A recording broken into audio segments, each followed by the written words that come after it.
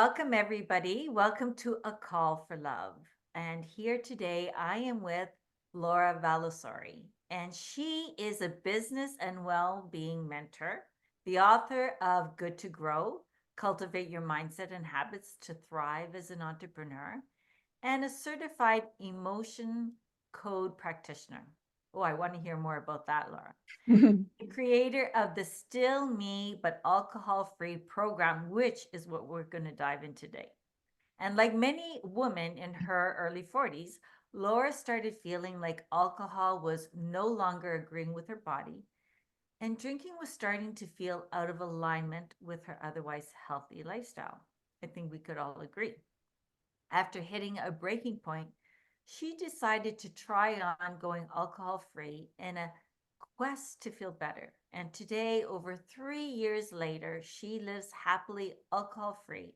She's now passionate about sharing what she's learned to guide other women through the journey of shifting to an alcohol free life. Boy, Laura, that sounds really like a very interesting conversation we're going to have. So, welcome to A Call for Love. Thank you for having me. Great.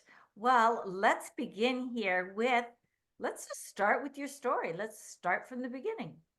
Sure. So, starting at the beginning, I guess, would be how I started drinking alcohol. I think, like many people in high school and through university, I started drinking and drank on weekends and with friends. And then in my 20s, that graduated to more sophisticated wine drinking. And into my 30s, so that's when I had my kids. I feel like there was kind of like a mommy wine culture. And I had a really social life and had a lot of friends and would drink socially. And that kind of was my pattern throughout my adult drinking years. And the first time I questioned my relationship with alcohol was on my 40th birthday. And a friend shared a little video of pictures of me throughout the years. And I noticed how many pictures had a glass of wine in my hand. And it just sort of struck me. And I thought, wow, like that's really a part of my identity. But I kept drinking. And around 43, a friend and I were having a conversation, and we talked about how I thought maybe someday I'd do something to do with health and wellness, but I didn't know what it was. And she said, well, yeah, but you can't do that if you're drinking wine. And I thought, wow, like there's this misalignment. I was starting to feel like this misalignment in my values, but I still continued drinking. And it was around 40, like between that time and 45, I started experiencing some symptoms in my body that I wasn't familiar with. And I was having a lot of heartburn. That was one of my key things, and indigestion, and I wasn't sleeping well. And I was starting to feel intuitively like, I think maybe it might be the wine, but I did not want to admit that because I couldn't imagine having a social life and not drinking. So I started doing all of the other things. I went to a naturopath. I started taking the supplements. I was doing all the things, but not following the little piece of the protocol that was about taking alcohol out. And I, like many people, I think over the course of COVID, we started having a glass of wine at the end of the day more frequently because we were stuck at home. And there was, there's studies that show there was a large increase of people drinking during COVID. And it really culminated in August of kind of end of July, August of 2020. We took a 3-week trip. We have a boat, we're boaters, and it's a very social, and alcohol is a very center of a lot of at the center of a lot of socializing. And so we took this amazing 3-week trip to the North Channel, and I drank for every day for 3 weeks because we were on vacation and I wasn't drinking heavily. I was just having, a cooler in the afternoon and some wine, and it was just sort of consistent. And by the end of the vacation, I felt horrible. And it was kind of the straw that broke the camel's back that I knew I needed to explore making a change. And I came across Annie Grace's This Naked Mind book, which I always recommend to people. And that sort of started the journey. And I was like, I'm just going to try this for a little while, treat it as an experiment, and see if it makes a difference in all of these things that I'm feeling. And it was such a dramatic change for me. And it has been that I've not had a drink since that time. Yeah, I could relate to that because I know if I've gone on an all inclusive and they Yes. give you the free alcohol, by Right. a couple of days in, I'm like, oh no, no more Right. drinking. We need a Right. break. Right. Yeah. Yeah. Yeah. So interesting. And so you are on this journey now, and it's 3 years. So it's basically ingrained in your lifestyle now. Yeah. I'd say it's almost 3.5 years. And I, it's just a part of my identity. I don't even really think about it. I mean, I'm thinking about it a lot right now because I'm talking about it more openly with people. But generally, it's just a non-thing. I don't try to not have a drink. I don't think of having a drink. It's just a shift that's happened over time. And do you find that other people around you have shifted as well? So it's been interesting because from the very beginning, I was really conscious of making this a personal choice for me. I was doing this because of how I was feeling and how alcohol was feeling in my body. And I never wanted to impose my views on other people. So I actually didn't tell a lot of people I was doing it at the beginning because it felt really personal to me. And I didn't want people to feel confronted. And over time, I've shared more, and more people now know, and a lot more people as I'm speaking about it publicly now. Um, but I would say that my husband still drinks. I would say he drinks less than he did. He has a lot of non-alcoholic beers when we're out boating and that type of thing. And people in my circle still drink. I think I see a lot of people reducing their drinking. So I think it's influenced people to really look at. We just do it so automatically that we don't even think about what we're doing, is the truth. And going alcohol free is a bigger choice to make, but I see a lot of people in my life making the choice to reduce. And also, unfortunately, some people in my life that are being diagnosed with cancer and different autoimmune diseases that are being forced to go alcohol free because of their treatments. Yes, and that's so unfortunate. But I mean, I guess, taking a break. I know when I had H. pylori, I I was on very heavy medication and it was forbidden to drink. Right, right. And I didn't. And once in a couple of days I was noticing it. And then after a while it was no big deal. And then of course when you're pregnant, you're not drinking if Right. you are pregnant. And so those are kind of forced Mhm. non-alcoholic times in your Right. life. Right. But then the choice is much different. Creates, you really have to have a mindset. So I know you have 3 keys to shifting to a non-alcohol lifestyle. So maybe we'll start there. What are the 3 keys? So the first I would say is the mindset you have about making the shift. So when I decided to do this experiment, I had read that book that I just mentioned, Annie Grace's This Naked Mind.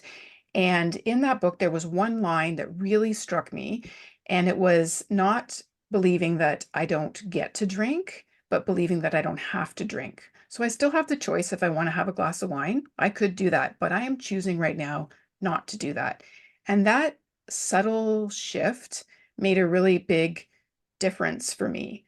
So believing, like focusing on what it is, all the benefits you're getting from it, rather than focusing on what you're missing out on.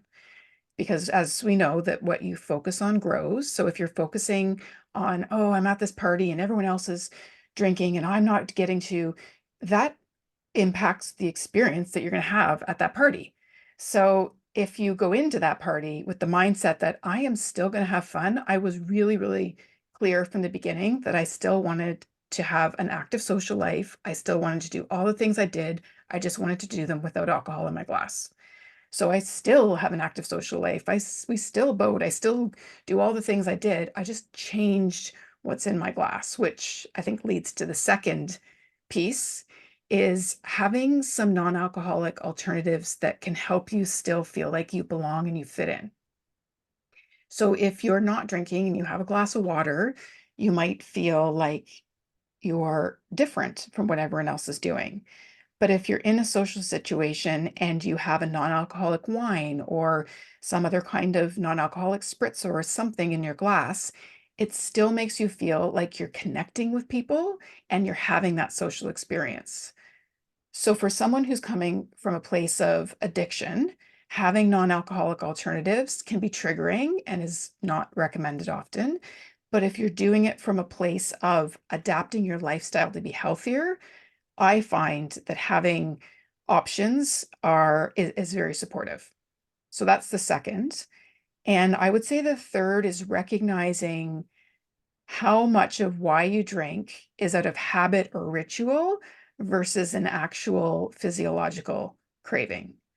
So many of the things that we do are connected to alcohol. We finish a work day and we might want to pour a drink because it's triggering our mind that we're shifting into the evening mode. We go to social events. Like so much of why we drink is actually more about the ingrained subconscious beliefs that we have about needing to drink in certain situations. It's so interesting you say that. This isn't to do with alcohol, but we have a place up north. And I don't know, one day I had chips when we were unloading the groceries into the fridge. Mhm. And lo and behold, every time I go to the cottage, I crave chips at Right, that time. I don't right, have to have them any other time. But when I'm unloading, because it's fast and it's easy, and I've been sitting in the car for a couple hours, I want some chips. And I don't even eat chips, in our home, but only when we go up north. So I can right. see how that becomes a big trigger. Definitely. It's a connection that we make. And I actually had one of those. I was thinking about something yesterday. I did a few things on my to-do list that I'd been putting off. Like I called the CRA to deal with some tax stuff, and I took my dog to the vet, which he hates going. And I did all these kind of eat the frog kind of things yesterday. And I was thinking about in the past how I would have triggered a thought often of, well, I deserve a glass of wine now. I did all these things, and we use it as a reward. And it just becomes an automatic thought that comes up that leads us to then take an action that might not necessarily be aligned with what we want, or we might not be really even like consciously choosing it. It's just sort of like we fall into the habit of doing it because we're like, oh, I deserve it after I did all those hard things. So those patterns are really deeply ingrained, more so than I think we recognize. But when you start being aware of it and noticing it, that's when you notice the stories you're telling yourself. Oh, I can't go to that social event. All my girlfriends are we're going to a bar and we're going to watch a band, and the whole point is going to drink. I can't do that. Well, I can. I'm just going to go and order a Virgin Caesar or a Virgin Mojito, and I'm going to dance and I'm going to hear the music and I'm going to enjoy it as much as I could. There's so much about the story we tell ourselves that's connected to alcohol. Once you move past the physiological release of the alcohol in your body, a lot of it is about habit and story. Absolutely. And I do agree with you about, having something in your hand that kind of feels like a drink. I know my Right. husband, he always puts his, well, not always, but most of the time, he will put his like orange juice in a wine glass, or Yeah, he'll put, and that's the other trick. Yeah, that's the other thing. Your mind is connecting the feel of the glass, the looking like it feels like an occasion or something fancy. So I have a big collection of an embarrassing big collection of different types of glasses because I really think that that matters what you put your drink into. So even if it's just a sparkling water with some lime, if it's in a nice glass, it can feel like a cocktail. that's so funny because I'm actually allergic to the sulfates in wine, so I can't Oh, drink. okay. And but see everybody hold the wine glass, with the stem between their index Right, finger and middle finger, and I just think it looks so elegant. I just feel like whenever I have something in a wine glass, I feel like a big girl because I can't drink wine, and I've right. tried, and it's just I'm allergic to the sulfate, so it's so Hmm. interesting. Yeah. And I went to Costco the other day, and I noticed they had Corona Yes. non-alcoholic, That and is exactly the same. it is a go-to. So again, being a boater, I'm not a beer drinker, but I do like Corona. And that is one of the drinks. My husband has tasted them side by side. You cannot tell the difference. They are so similar. And there are a lot of good non-alcoholic alternatives. There's a lot of beers that are definitely very close to the original. Wines, you get into some different variations in quality and amounts of sugar and mouthfeel and all of these different things. So the wines are trickier, especially the reds, but there are tons of good options. And the market is exploding right now because consumers are demanding more options, and a lot of companies that have alcoholic brands are now flipping over, or they're introducing non-alcoholic versions of a lot of their products. Yeah, it's very clever marketing. And I know Mhm. when I gave up gluten for 2 years solid, never touched gluten, I was buying a gluten-free beer. So they have Yeah, some very, yeah, there's lots of different options. yeah, it's really interesting. And you know what I've noticed? I sometimes I want to have a drink and Mhm. I realize it's not the drink that I want, it's the sugar I want, Right, which is a right.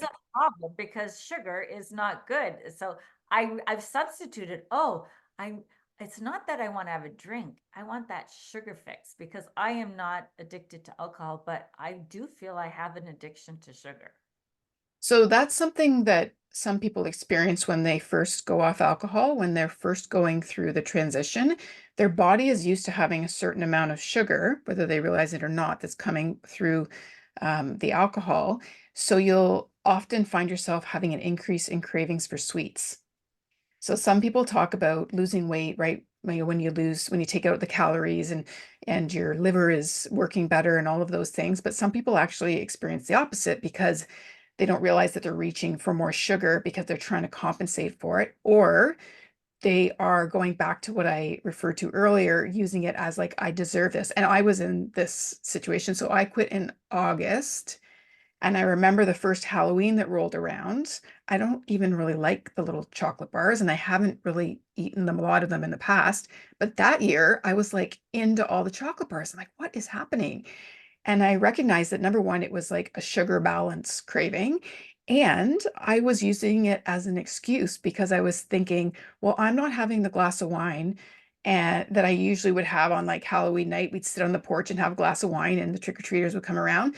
So I should be able to have the chocolate bars instead. I didn't even like them, but I was consuming them because it felt like this deservability and this increase in sugar, need for sugar. So that's something I often warn people about from the beginning is have some healthier treats on hand that will satisfy some of that sweet craving without finding yourself going into compensating, and to give yourself some grace when you're making that transition, because it is a massive transition for your body. If you've been drinking regularly over a long period of time, your body has to adapt, and if you eat a few extra chocolate bars for a little while, a few weeks, like it's not the end of the world. You will equalize out, but it's this process that happens. Oh, absolutely. I know that when, as growing up in a Catholic household, for Lent, I gave up ice cream. And so to compensate, I ate everything else but ice cream that I Right. don't even like or want, like Right. tubes. I don't even like tube juice. I was eating everything too, and I said I'm never giving up ice cream again. But Right. now, as an adult, I can appreciate I was just substituting. And so finding a healthy alternative. For instance, somebody was saying that they gave up chips and instead they chose to eat celery because of the same crunch and the Right. same effect. Right. Yeah, so fascinating how the body and the mind work together. Absolutely. Yeah. And so if somebody was contemplating going alcohol free, and those are, as you had mentioned, the steps, is there any support that others can offer to you? Because I feel like in a social setting, there would be a little bit of pressure. And so I would want to support the person who is going alcohol free. So, how can others support the person who's making this decision? So to support someone who's making this decision, I would say not to draw a lot of attention to it is the first thing. It is, it can feel like a big deal to the person making the change, and they have to get comfortable with even responding when someone says, "Why aren't you drinking?" And I always advise people to try to just bring as little attention to it as possible. It's often a bigger deal in your own mind. So if you're supporting someone who's making this change, not making a big deal of it is probably the first thing I would say. And the second would be having some good non-alcoholic alternatives if you're at a social gathering. So I was getting together with girlfriends over Christmas, and one of my friends bought a really nice bottle of sparkling Prosecco for me. And I just felt so seen and loved by her making the effort to do that when everyone else was going to be having Prosecco, and her buying that non-alcoholic bottle for me made me feel really included and special. So just have some nice alternatives, not just pop available for somebody or juice that makes them feel like they're still a part of the situation. Yeah, everyone wants to be included and connected. And so Yeah. sticking out is not something that you want to emphasize for sure. Yeah, it's one of our biggest needs as people, especially women, is wanting to feel like we're belonging and we're fitting in. So anything you can do to help someone feel like they're still a part of the social situation is great and supportive. And I would think that it would have an effect on others that they would want to reduce their alcohol intake. I think it does over time, but initially it can be confronting for people because if I share that I'm alcohol free, sometimes it makes people reflect on their own relationship with alcohol. And one of the first things that people say often to me is they start telling me how little they drink when I tell them they've gone alcohol free. And I am not judging anyone. Everyone clearly needs to make their own choice. This is a very personal decision, but it's the natural thing that happens in people as they start sharing about with their own patterns. And most people in my life are becoming aware of the health risks of alcohol, and especially in my circles that are in women in perimenopause, menopause days, we're really aware of how everything that we do and everything we put in our body is impacting our health and our wellness. And we're spending money on supplements and we're trying to use non-toxic products and all of these things. And the reality is that alcohol is a toxin. And when you put it in your body, it can amplify a lot of the negative symptoms of menopause, perimenopause. So I think that a lot of women are experiencing what I did. And all of a sudden, like I drank Sauvignon Blanc happily for many years. And then all of a sudden, it just did not sit well. And I think that's pretty common. So I'm seeing a lot of women around me experiencing the same thing and starting to reduce or remove altogether. Well, yes, because alcohol has the calorie intake and then the health risks included. Right. I wasn't aware of the health risks until I started doing some research, and I was shocked what I found out. I feel like and I think many people intuitively know that alcohol is not good for you, but just how much it could increase your risk of cancer, as an example, and breast cancer specifically, is shocking. And I just don't think people are aware of the connections because it's not talked about very publicly in the media because it's not in the best interest of the advertisers and the whole industry that's been built around alcohol. So a lot of the truth and the studies that are available aren't very widely known or understood. Yeah, for sure. And I think, well, in our circle, we're very mindful of our health. So Right, we would put that at the forefront. But it's really some investigating that you have to do to see if you want to, participate in those health risks. right. I do, when you had said that about others, for 2 years, maybe a little over 2 years, I gave up all gluten, all Mhm. dairy, and all meats. I Wow. think I did. I think I did have eggs and possibly some fish. I can't remember. But, I had the same reaction when, I would go somewhere and, there was cheese and then gluten crackers and I couldn't participate. And I felt that same stigma. I felt a little bit of a stigma. Very And much the same, yeah. yeah, and I felt like it was because I was so strict, and that kind of, here we're talking about alcohol, but Mhm. even in other people's diets, when you're so strict, it is threatening to other people because then they think they're so disciplined Um, and it threatens that maybe I'm not disciplined enough. Right. Yeah, there's a lot of similarities between the two. Yeah. So I see the mindset clearly. And so, what are you offering people if they are interested in going alcohol free? Because I know you have some excited coming up. I do have some exciting things come up. So this is sort of a new journey for me, and I've started over the last few months sharing what I have experienced, and I've had such an incredible response that I've created some events and programs. So the first is an event I'm hosting on January 18th. It's called the Dry January Tasting Experience.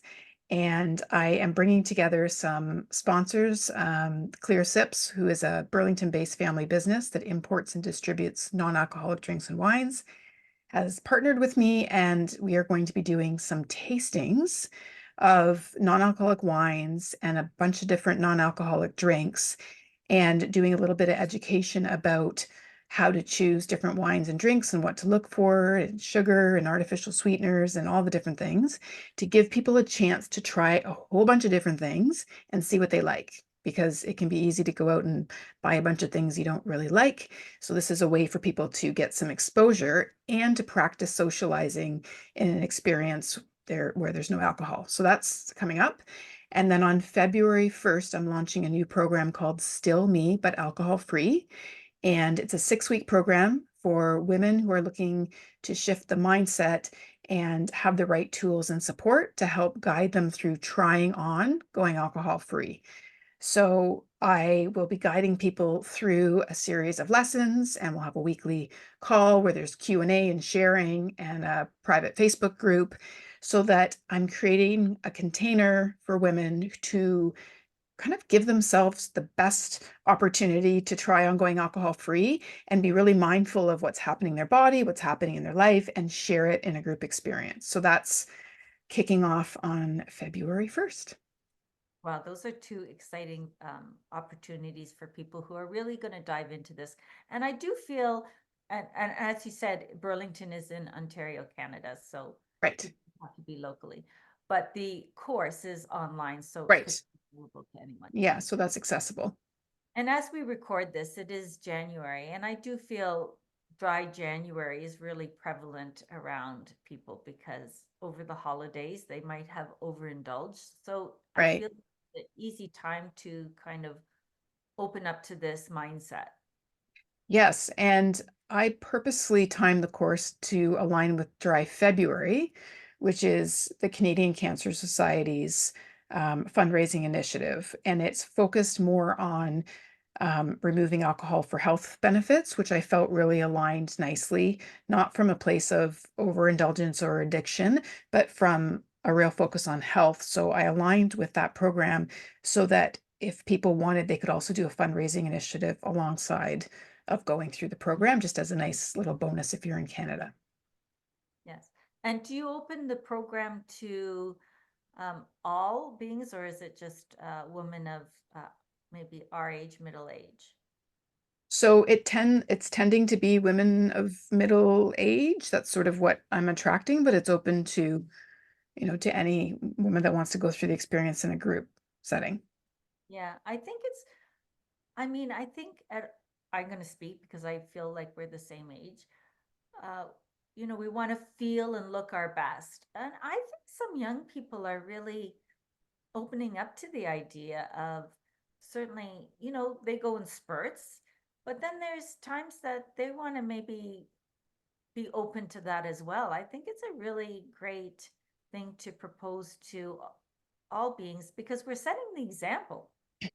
Absolutely. The statistics are showing that people like women in their 20s and young across the board, younger generations are not drinking. They're not choosing to drink. And there's a huge reduction of people that are consuming alcohol in younger age groups. I'm trying to focus on the women in our age group. So I'm 48. And I feel like we are the generations that have alcohol's just been normalized for us throughout our whole adult life. It's become ingrained in us. And it's like, how do we shift out of that now versus the younger generations that are just making the choice not to go in because they're seeing health risks and benefits, and in some cases they're choosing to do other things. But for them, it's like they're not going in. For our generations, I feel like it's how do we shift out from something that's been such a part of our life for so long. So that's kind of the distinction, I would say, is that's kind of why I'm in this age group. It's how do I help people try it on and move out of what has become ingrained? Yeah, and especially if you're in perimenopause, your body's changing so much. You really Mhm. want to help it and assist it because, it's traumatic. It's It traumatic. is. And there's so many things that we can't control that are going to happen. But if we can do something that can impact our sleep dramatically, impact our anxiety, impact our ability to detoxify, like so many of the things that become compromised because of perimenopause, we can help those things by making this choice across the board. Exactly. Well, I love this conversation, and I'm so glad that you were on A Call for Love. I will place all the links and the information in the show notes, but I want to thank you for really speaking to the listeners of A Call for Love. It was really valuable information and food for thought. Thank you. Thank you for having me. And everybody, stay tuned for next week. And from my heart to yours, namaste. Thank you for listening. It would mean so much to me if you could share this episode with someone you feel could benefit from its message. And subscribe to A Call for Love podcast to receive new weekly episodes every Tuesday. Head over to globalwellnesseducation.com to learn more.